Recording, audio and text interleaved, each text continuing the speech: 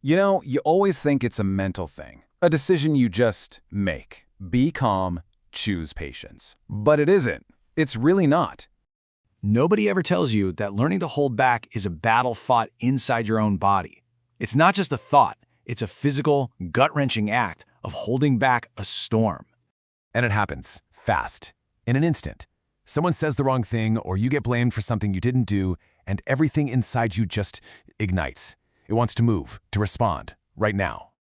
It always starts right here. This knot, this pressure, it feels like it's stealing your breath before you've even had a chance to think. And then comes this, an involuntary clench, your whole body bracing for a fight that your mind hasn't even agreed to yet. And they're right there, on the tip of your tongue, almost before your brain has fully caught up. That is the moment. That's the one that changes everything. In that tiny, tiny space, that's where the real work begins. And it's not about pretending you don't feel anything, it's about deciding what you're going to do with what you feel.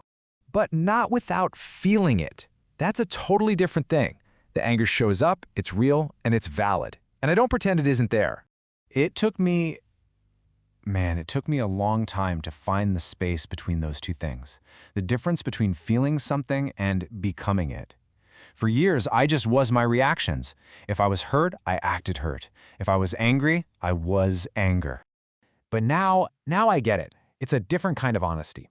It's the honesty of saying, yeah, I feel all of this, and I also know this moment doesn't deserve the full weight of it. I'm just not going to give it that power.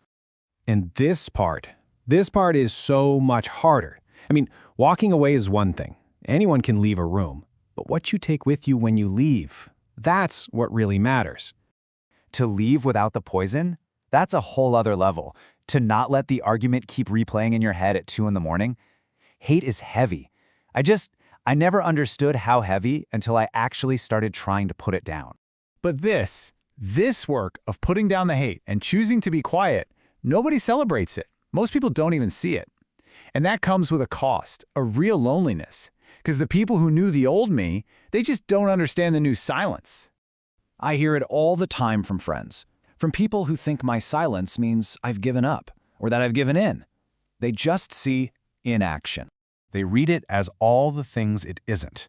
They can't see the internal war it took just to get to that quiet. They see a man who walked away, and to some of them, that looks a lot like running. You don't get a pat on the back for the argument you didn't start, or for the night you just sat with your own anger and let it dissolve. The kind of growth that looks like nothing at all, that's the hardest kind to trust in yourself. But through that loneliness, something else starts to form. A kind of clarity, a truth that you don't just know in your head, but you feel it in your bones. I've probably heard a version of this my whole life. We all have, right? But there's a world of difference between knowing a phrase and understanding it in your soul. This one? I had to earn this one. It's this whole process I had to learn, step by step. First, you just have to feel it, without beating yourself up for the anger or the hurt. Then you have to accept that it's there. It's real. It's valid. And only then can you actually let it pass. Let it move right through you and out the other side without needing to wreck anything on its way.